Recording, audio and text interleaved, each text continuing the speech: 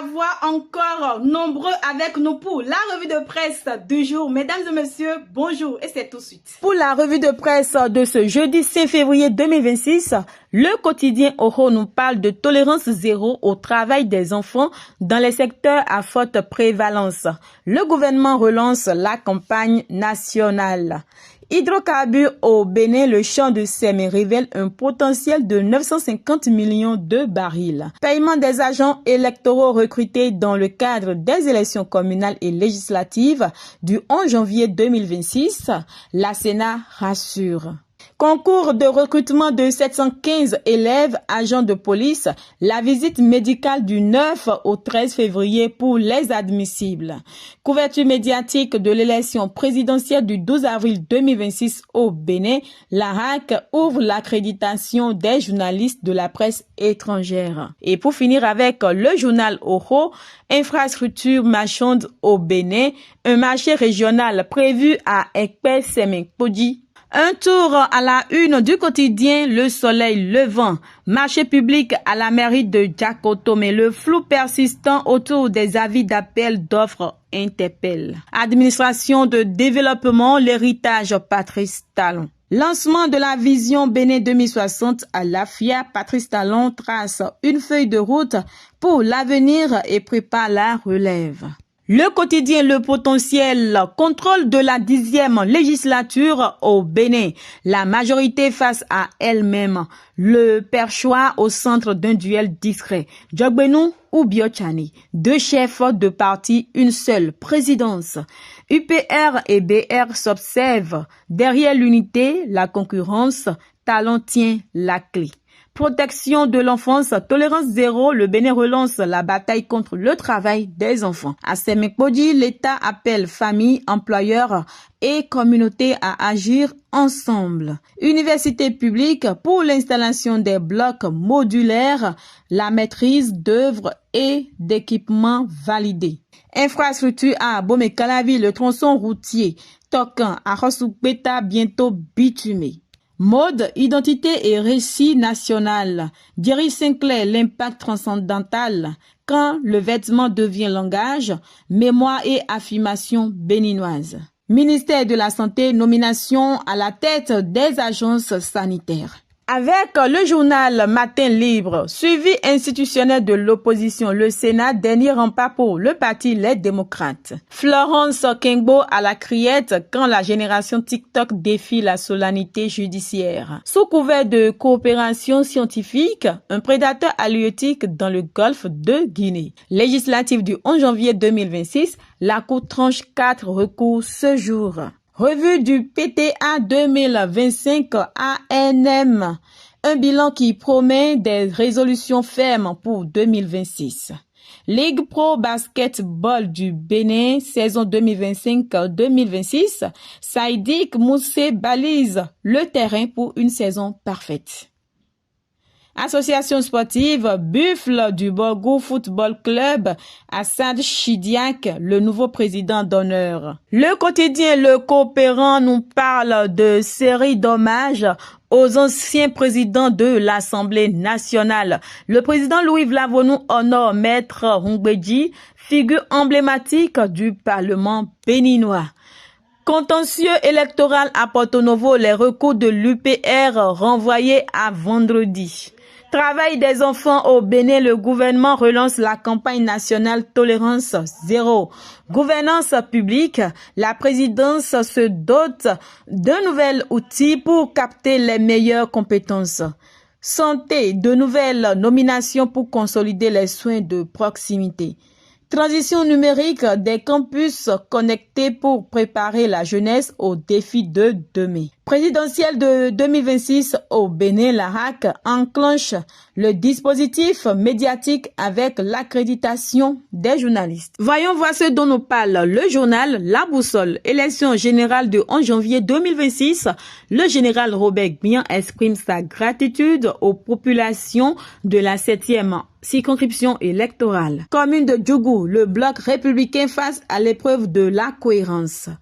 Identification de 950 millions de barils à Sémé. Le rêve pétrolier béninois renaît. Contentieux post-législatif, 4 recours dont un visant Sodjinou examiné ce jour par la Cour constitutionnelle. Centre équestre national, bientôt une unité de la garde montée à la police républicaine. Poursuivons notre revue de presse avec le quotidien Le Béninois libéré, communiqué de suspension provisoire de Bertin Korovi du bloc républicain, ce qui est à l'origine de la sanction.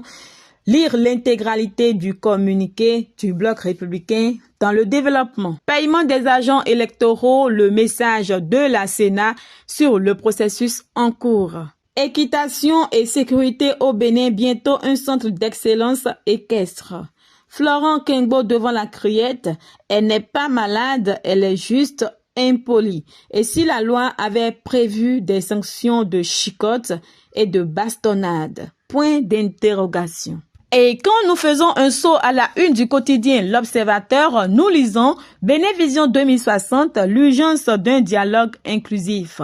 Une réflexion de Septime Armel Minavoa, diplômé de master en médiation et facilitation sociale. Travail des enfants au Bénin, le gouvernement relance la campagne nationale Tolérance Zéro. Conseil des ministres d'hier, mise en place de l'unité d'appui en ressources humaines à la présidence de la République. Le quotidien L'Autre Vision nous parle de son côté d'aménagement et de bitumage du tronçon à Hossou-Gbeta-Tok.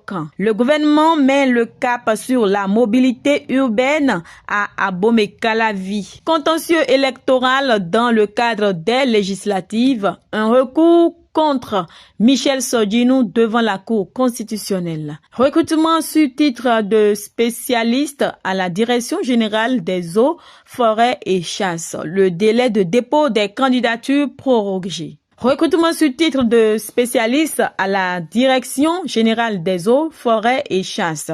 Le délai de dépôt des candidatures prorogé. Ralliement à la dynamique de transformation en cours au Bénin, les sages conseils de Arsène Yaovi à l'honorable Guy Mitokwe. Renforcement de l'administration publique béninoise, une unité d'appui en ressources humaines mise en place à la présidence de la République.